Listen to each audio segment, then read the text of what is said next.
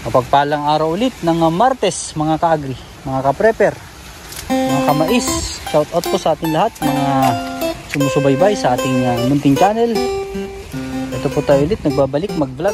At pasensya na po, medyo matagal tayong hindi nakapag-upload ng video natin.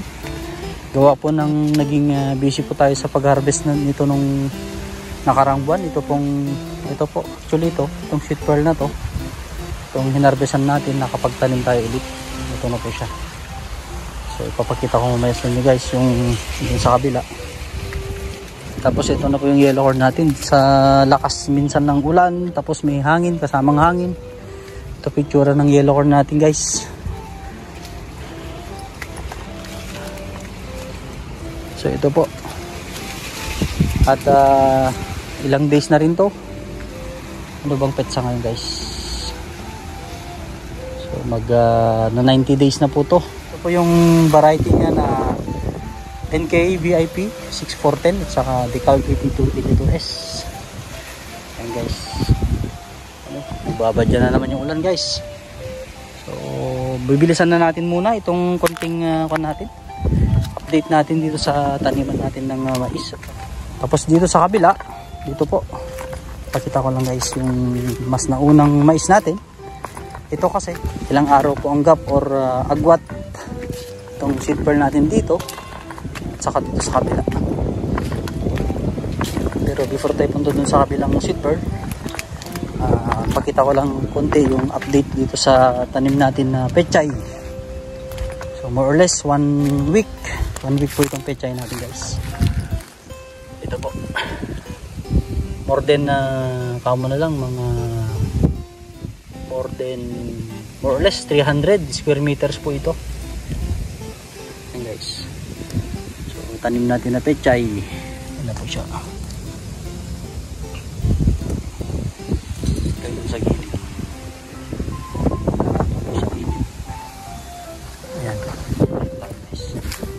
Sa kabila naman, ito yung dating ampalaya. Pechay natin guys. Ayan. Blessings. Naway maging maganda po yung resulta ng itong pagtatanim natin ng pechay ngayon. Lagi po ang ulan. Yan na, babadya yan. Ulan na po yun. Doon sa may sa tower. Tapos ito naman po yung sinasabi ko kanina na nauna po na tinanim natin na sweet pearl. Credit kay Tatang kasi siya po yung nag-lead dito.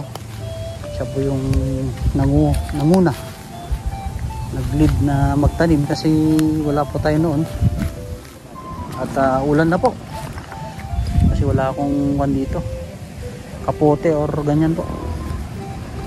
So tuloy-tuloy lang po at minsan may time na pinanghihinaan tayo ng loob, minsan may time na hindi tayo ng pang finance, hindi tayo ng pang sustain sa inputs kasi sa mahal ng butil.